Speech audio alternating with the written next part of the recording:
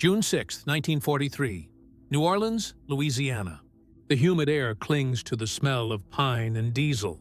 Inside a low, corrugated warehouse along the industrial canal, sparks fall from steel like orange rain. A group of shipwrights, sleeves rolled high, lean over a narrow wooden hull. Part boat, part experiment. The river outside is swollen from the Gulf's tide, and from the far distance, the faint rumble of warships echoes through the bayou. At the center of it all stands Andrew Higgins, a civilian, not a naval officer, not an engineer by pedigree. In his hand, a crumpled letter from Washington. Design rejected. Not suitable for amphibious operations. He folds it once, twice, stuffs it into his pocket, and shouts for the engine to start.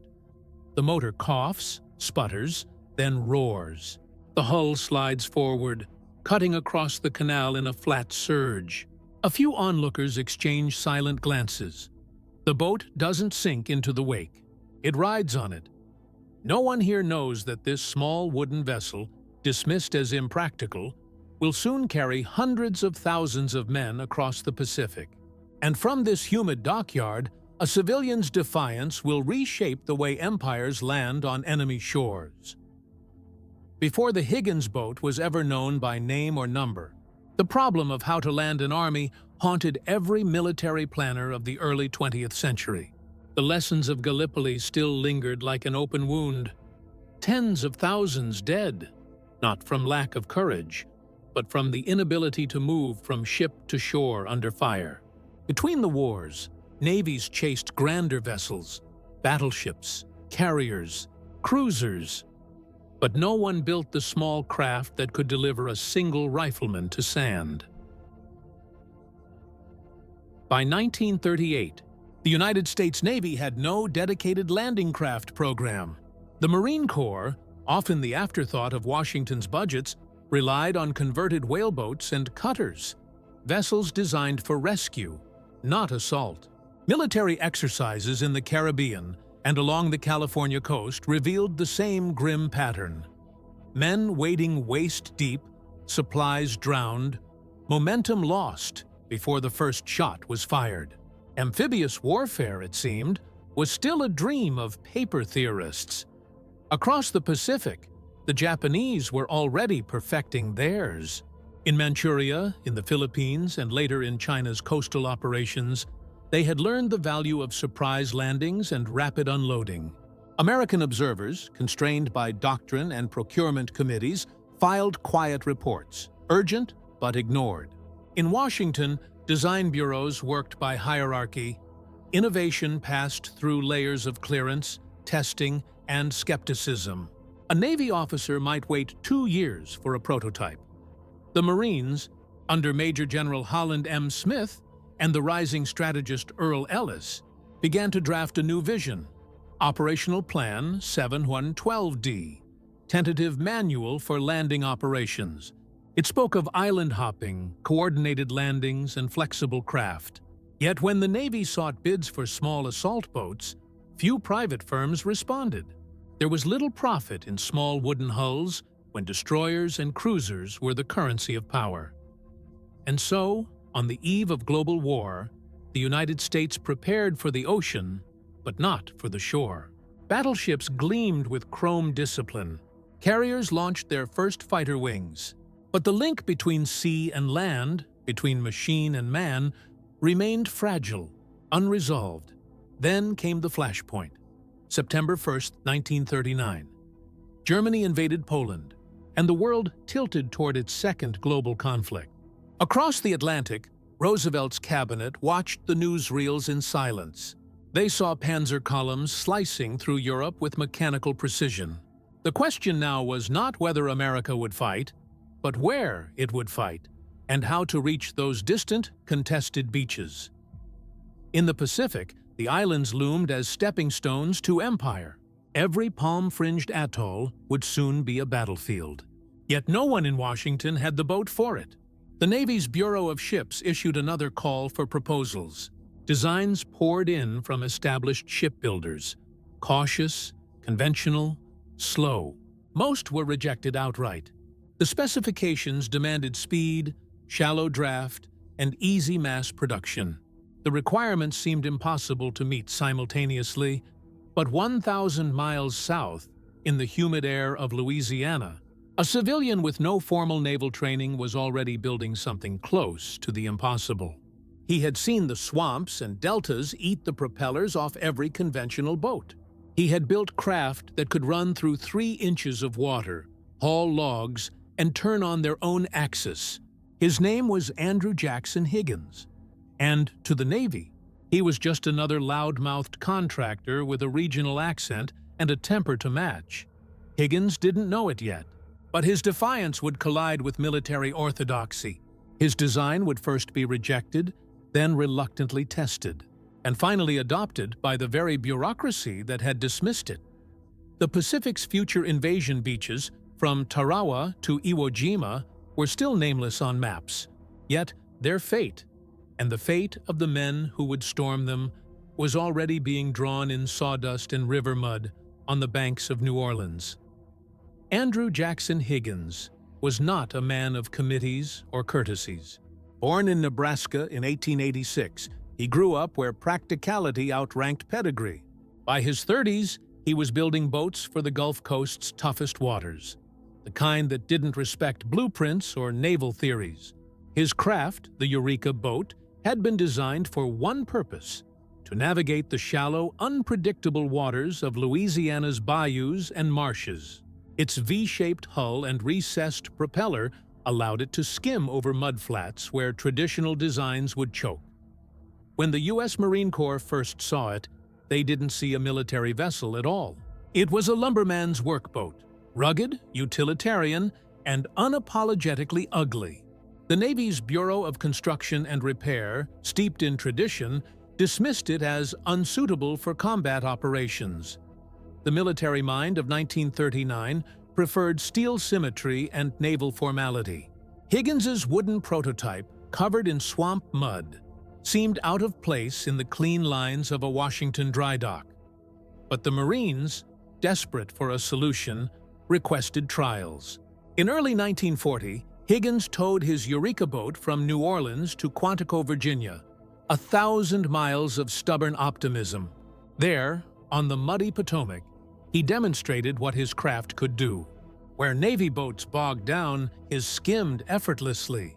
He ran it up on a sandbank, reversed, and slid off again without losing speed. Officers took notes. Some smiled despite themselves. Then came the flaw. The boat had no way to unload men quickly. Marines had to climb over the sides, exposing themselves to imaginary fire. "It needs a bow ramp," one officer muttered. Higgins, insulted but listening, went home to redesign it. Within weeks, his shop produced a new prototype, the LCVP, Landing Craft Vehicle, Personnel. The bow dropped like a drawbridge, allowing 36 men or a jeep to disembark directly onto the sand. That small metal ramp would become one of the most iconic silhouettes of the Second World War. Yet at the time, the Navy again resisted. "The ramp will weaken the hull," they argued. "It will compromise integrity under fire." Bureaucracy moved in circles. Paper outran innovation. Higgins, furious, went around them. He mailed photographs and performance data directly to the Marine Corps Commandant and even the White House. In 1941, as tensions with Japan deepened and the Pacific War loomed, urgency replaced skepticism. Roosevelt's personal interest in unconventional manufacturers tipped the balance. The Navy Bureau relented, and the Eureka boat evolved officially into the LCVP. Within a year, Higgins Industries exploded from a regional workshop into a sprawling industrial network. But the first contracts came reluctantly, the result of need rather than faith. The Navy ordered dozens for further testing. They were to be used in mock landings, training exercises, and experimental assault tactics. The results were undeniable. For the first time, American troops could land with their equipment intact, disembark under protection, and re-embark when necessary. When war broke over Pearl Harbor in December 1941, the United States suddenly needed thousands, and fast. Higgins's rejected blueprint was now the foundation of an entire amphibious strategy. His New Orleans yards worked day and night, using mostly local labor and timber supplies. The Higgins boat, as it was soon called, became the workhorse of the Pacific. Still, few outside the military understood its importance. To the casual observer, it was just a wooden box with an engine.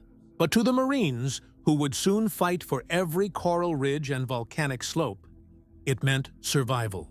In the still years before the first landings, it represented hope, a way to reach the shore and live to see another dawn.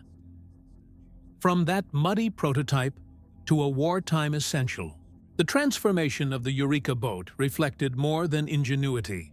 It symbolized something deeper, a democratic faith that ideas, no matter how humble or unfashionable, could win wars when institutions could not. In every great war, there are machines that define an era: the Spitfire, the Sherman, the U-boat. But behind each, there is a human temperament that gives it life. The Higgins boat was no different. Its shape may have been wood and steel, but its spirit came from the man who built it. Andrew Higgins was everything the military establishment distrusted: brash, impatient, and fiercely independent. He cursed freely, fired anyone who hesitated, and drove his workers with a speed that mirrored the urgency of his design. Yet beneath the volatility was a rare conviction that a good idea should outrun any bureaucracy. Higgins believed in action, the kind that didn't wait for permission. His New Orleans plant became a monument to that creed. It hired anyone who could work: welders, lumbermen, women, and minorities. Where Washington's shipyards still operated under segregation and seniority rules, Higgins's floor buzzed with chaotic democracy. He once said, "If you can get the job done, you're hired. I don't care what color you are or where you came from." This human force shaped more than boats. It built a culture. The men and women of Higgins Industries worked 12-hour shifts, 7 days a week. They called the plant the Hell Factory, but they came anyway. To them, each boat was not just a contract.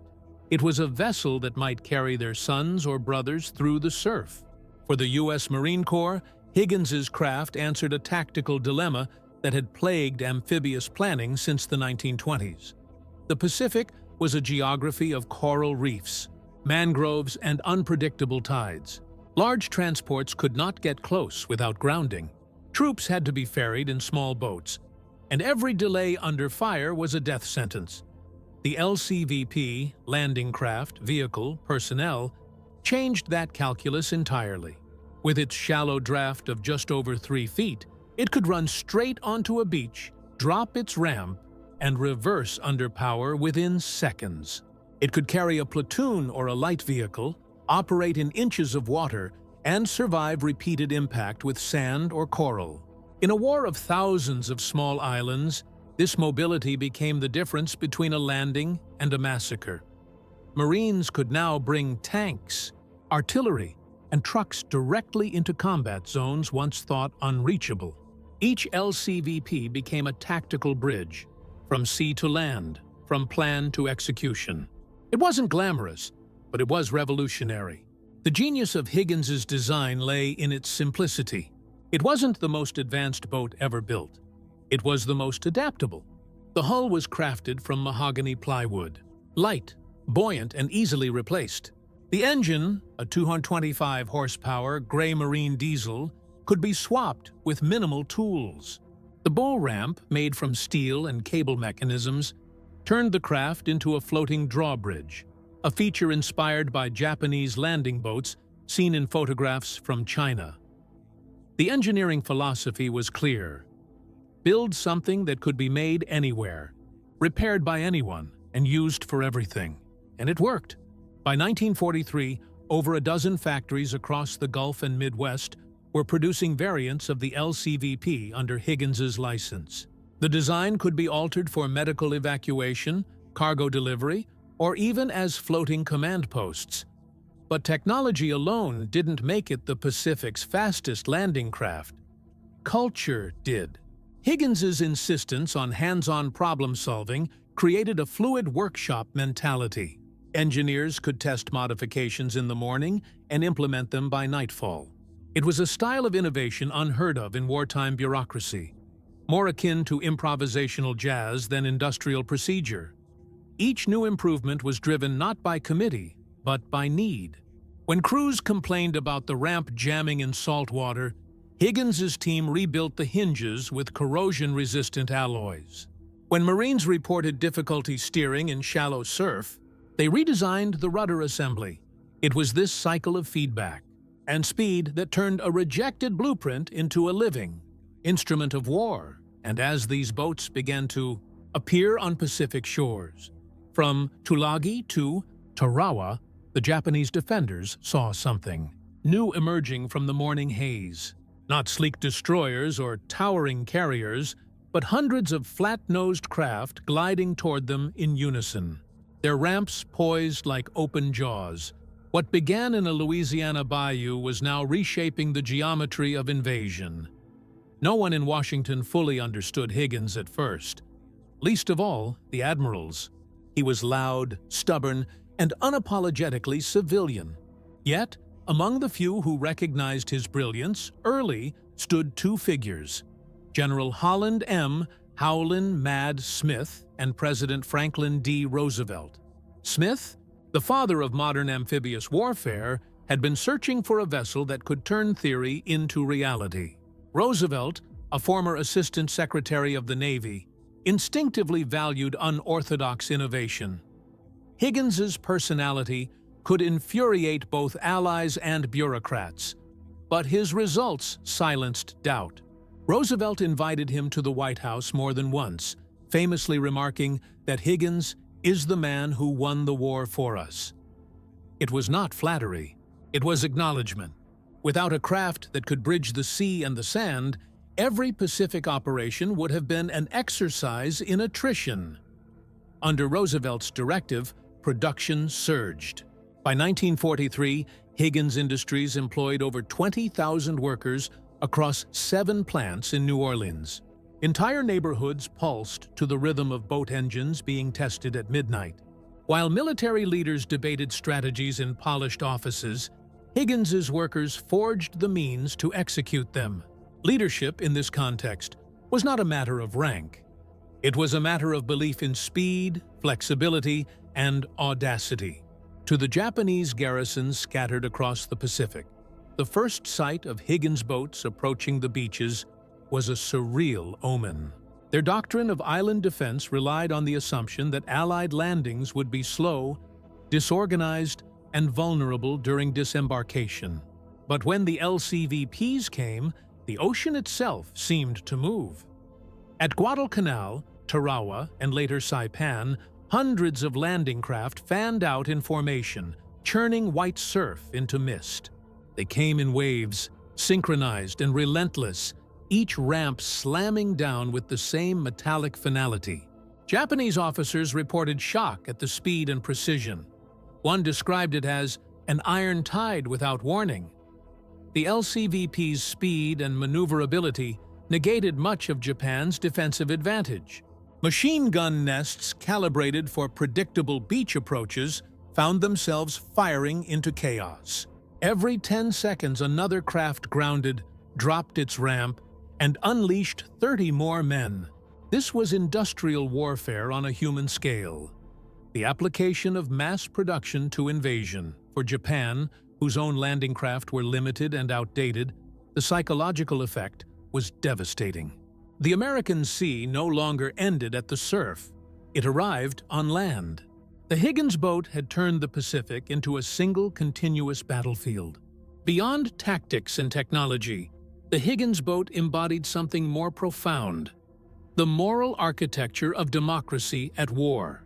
It was built not by generals or engineers, but by carpenters, mechanics, and mothers. It carried men from every corner of the nation: factory workers from Pittsburgh, farmers from Kansas, and Navajo code talkers from the Southwest. The boat itself became a symbol of American plurality, a product of freedom's chaotic workshop. While totalitarian states demanded uniformity, the United States found strength in improvisation. A rejected blueprint, once dismissed as crude, now ferried the armies of democracy across oceans. In its planks and rivets lay the paradox of the American war effort: disorder that produced precision, diversity that achieved unity, and at the center of that paradox stood a sound: the steady thrum of its diesel engine. Across every Pacific invasion, that low, rhythmic growl became the pulse of liberation. It echoed off coral reefs and volcanic slopes, a mechanical heartbeat announcing that the tide had turned. That sound, neither elegant nor grand, carried an entire ideology. It was the noise of resourcefulness, of unpolished determination. Each landing, each wave of boats, reminded the world that democracy could build not just monuments, but mechanisms of victory. By 1943, every Marine who stepped into an LCVP carried more than weapons. They carried the proof that ideas, when freed from hierarchy, could change the course of nations.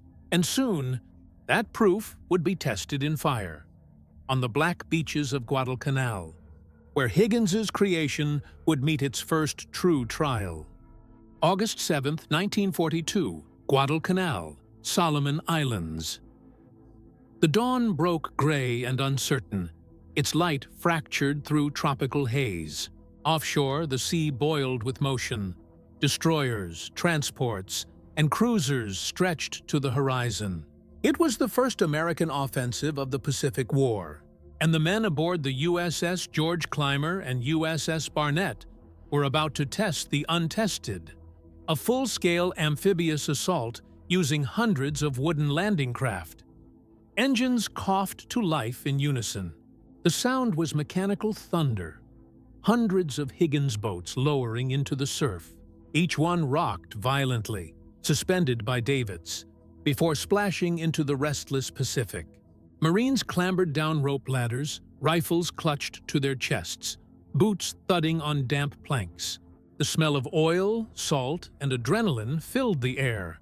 For months they had trained with these small craft off the California coast, practicing beach runs under blank fire. But here, under Japanese control, there would be no blank cartridges. The LCVP's flat hull slammed into waves as if defying them. Crews shouted bearings over the roar of engines. In the lead boat, Sergeant Charles Drake of the 1st Marine Division gripped the side rail and muttered a prayer he'd never admit later. Ahead, the green shoreline of Guadalcanal glimmered like a mirage. This was the first test of Andrew Higgins's rejected blueprint under real fire.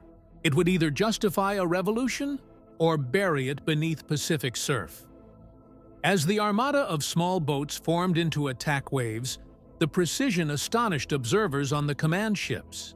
Coordinated by semaphore and radio, hundreds of LCVPs maintained formation as if guided by a single will. Navy spotters called it the most disciplined chaos they had ever seen. At 09:09 hours, the first wave hit Red Beach. Higgins boats plowed straight into the shallows, ramps slamming down into white spray. Marines charged forward, some slipping on the wet decks, others crouched low beneath the rattle of distant gunfire. Japanese resistance was lighter than expected that morning, but the psychological weight was immense. This was America's first step onto enemy-held ground since the fall of the Philippines. Each boat made its run in minutes, turned on its shallow draft, and withdrew to reload. The turnaround time was revolutionary: 5 minutes from sea to shore and back again. By midday, over 11,000 Marines were ashore with tanks, artillery, and supplies. Logistics officers aboard the transports recorded disbelief. One wrote, "The boats move like clockwork. We are landing faster than we ever believed possible." On the beach, men dug in beneath palm fronds and smoke. Above them, the steady rhythm of diesel engines continued. It became the sound of progress, of an army arriving. Higgins boats came and went. carrying wounded back, ammunition forward, water, food, and hope. By the third day, the Japanese began counterattacks by air and sea. Dive bombers screamed down on the landing zones. LCVPs were shredded by shrapnel, their thin wooden hulls no match for explosives. Yet even as some burned, others pressed forward. Marines later recalled that seeing the small boats return through the smoke, scarred, smoking, but still afloat, gave them courage to hold the line. The simple geometry of the LCVP, its flat bottom, drop-down ramp, and roaring engine, had turned the impossible into routine. It wasn't speed in a mechanical sense. It was momentum in a human one. Every successful landing multiplied confidence. The Pacific was no longer a wall of water. It was a highway, and the Higgins boat was the vehicle. In the weeks that followed, the name Higgins spread through the ranks like myth. Pilots referred to them as blue coffins, infantrymen as magic boxes. But whatever they called them, the emotion was the same: trust. The men trusted that the little boat would get them there, and, if luck held, get them home again. Guadalcanal became the crucible of American amphibious warfare, the first test of industrial democracy against entrenched empire, and through every wave, through every landing, one object bound the chaos together: the wooden ramp, slamming down again and again like the drumbeat of destiny. That sound, metallic, hollow, relentless, echoed across the Pacific, and soon it would thunder again on far bloodier shores: Tarawa, Kwajalein, Saipan, Iwo Jima, Okinawa. The blueprint once rejected in peace had become the heartbeat of war. By the time Guadalcanal was secured in February 1943, the name Higgins was no longer confined to engineering circles. It was written into dispatches, whispered in field camps, and printed on the manifests of every Pacific convoy. The boat that began as a bayou curiosity had proven itself indispensable. What followed was not merely a scaling up of production, it was an industrial metamorphosis. In New Orleans, Higgins Industries erupted into motion. The city's skyline shimmered with smoke from furnaces and sawmills. By day, convoys of trucks rolled in from the pine forests of Louisiana, hauling timber to the factories. By night, the glow from the welding shops lit the Mississippi like an inferno reflected in water. Within a year, Higgins operated 7 massive plants: City Park, Industrial Canal, Michoud, and others, each a hive of activity where wood met steel in furious rhythm. More than 20,000 workers labored there, a workforce unlike any other in wartime America. Men and women worked side by side, black and white, immigrants and locals, veterans and teenagers. In an age of rigid segregation and labor hierarchies, Higgins's yards were an anomaly: messy, loud, and defiantly integrated. Higgins himself called it a little piece of democracy in motion. To him, efficiency wasn't about uniformity, it was about purpose. He walked the floors daily, barking orders, listening to complaints, testing hulls with his own hands.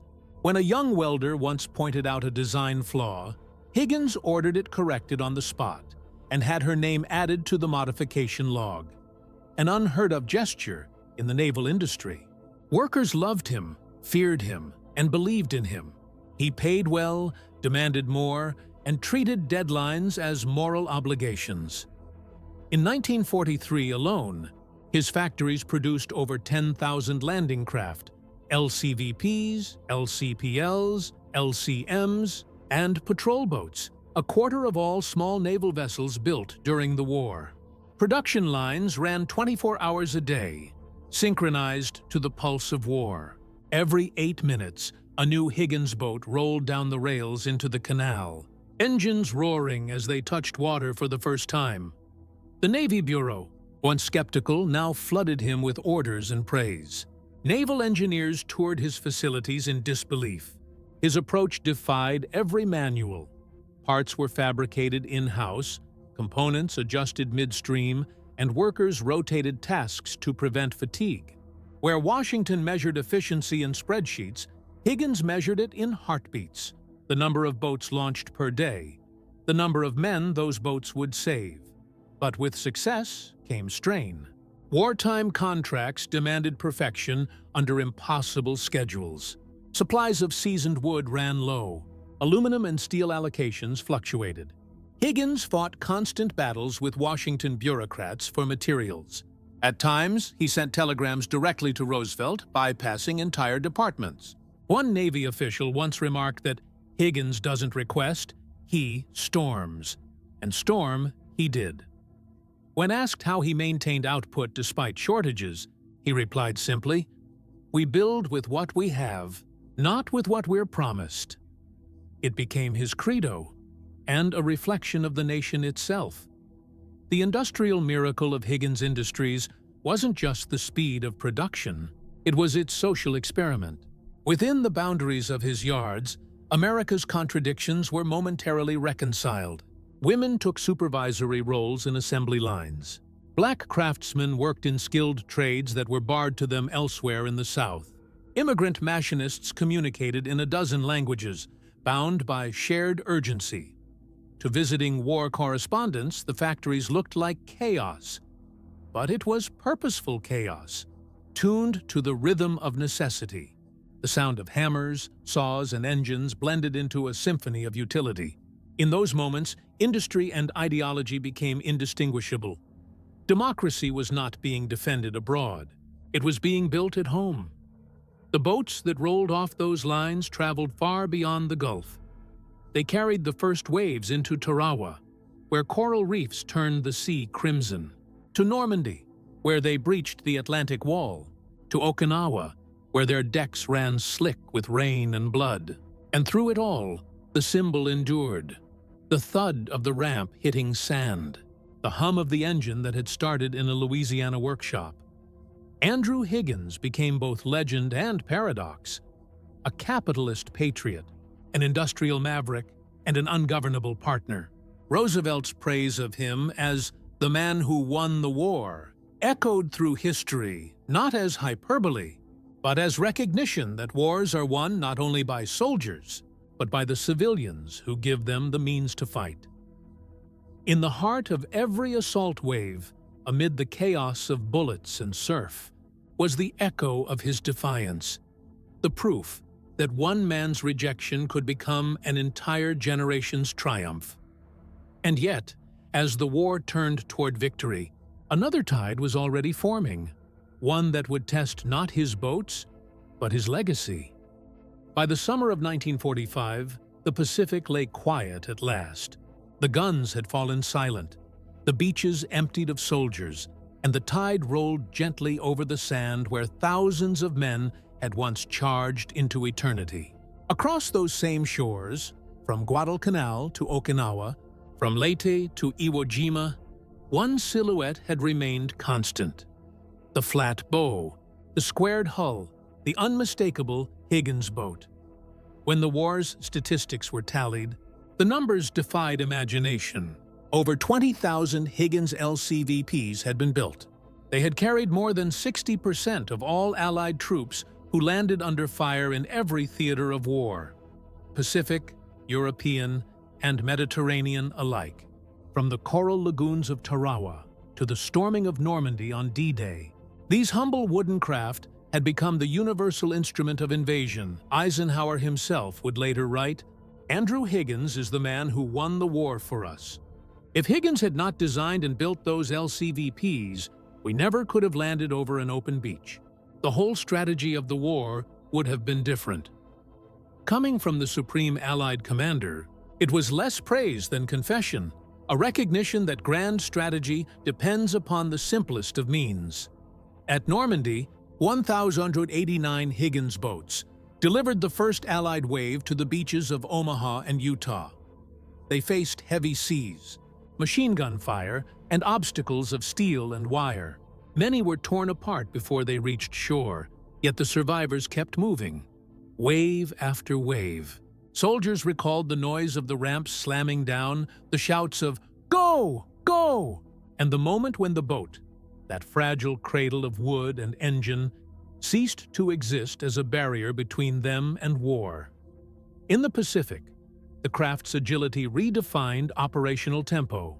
Commanders could now coordinate multi-beach landings across miles of coastline. Supplies, artillery, and armor could move with unprecedented speed. The old constraints of geography, reefs, shoals, and tides, no longer dictated battle. America had learned to move with the sea, not against it.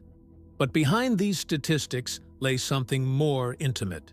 The men who rowed in those boats never forgot the sensation. The slap of waves against the hull, the smell of diesel, the vibration underfoot as the ramp dropped. To them, the Higgins boat was more than transportation. It was the threshold between life and death, fear and duty. One Marine later said, "You never prayed harder than when the ramp went down." When victory came, Higgins's factories fell silent for the first time in years. The engines cooled, the sawdust settled, and the floodlights dimmed.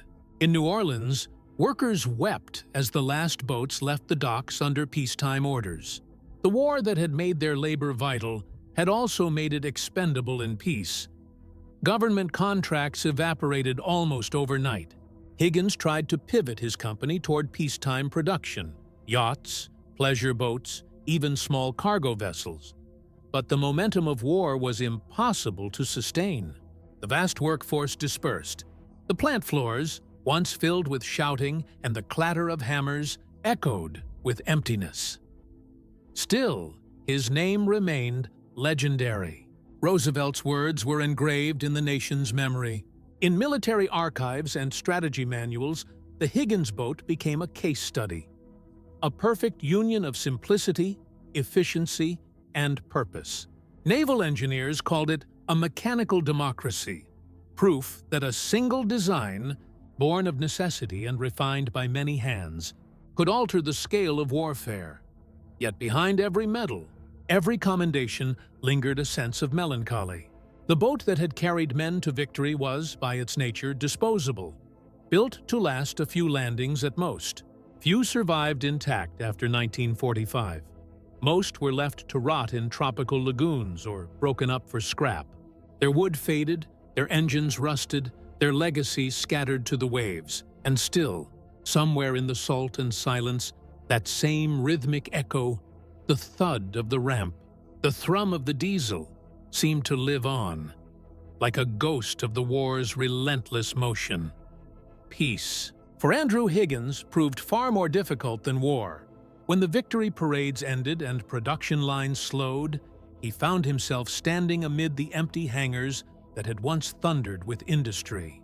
The same government that once begged for speed now demanded cancellations, audits, and repayments. Contracts vanished into bureaucratic silence. By 1946, the roar of the industrial canal had become a hush. Engines idle, assembly lines dismantled, workers gone home. Higgins tried to fight the stillness.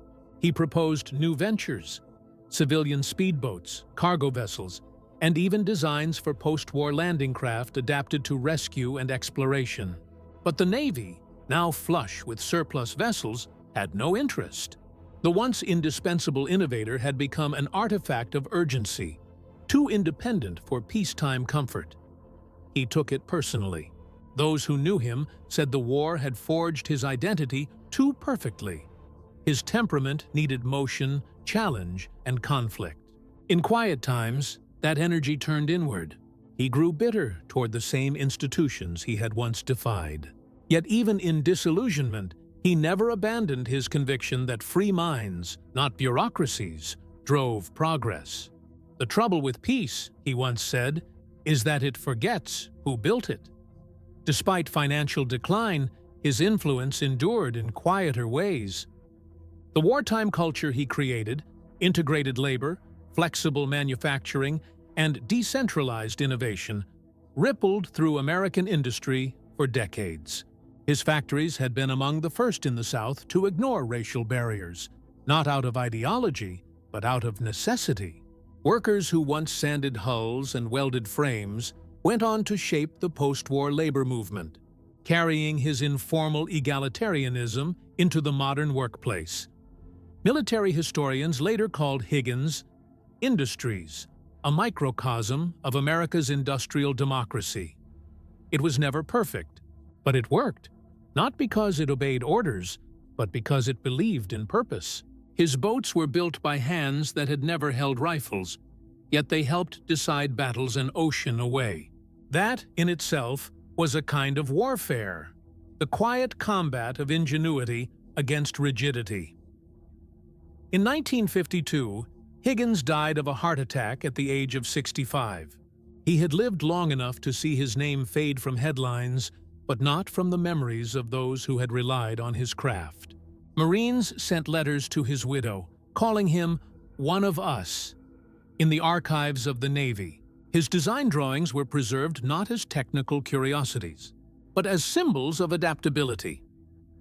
By the 1960s, most of the surviving Higgins boats had disappeared.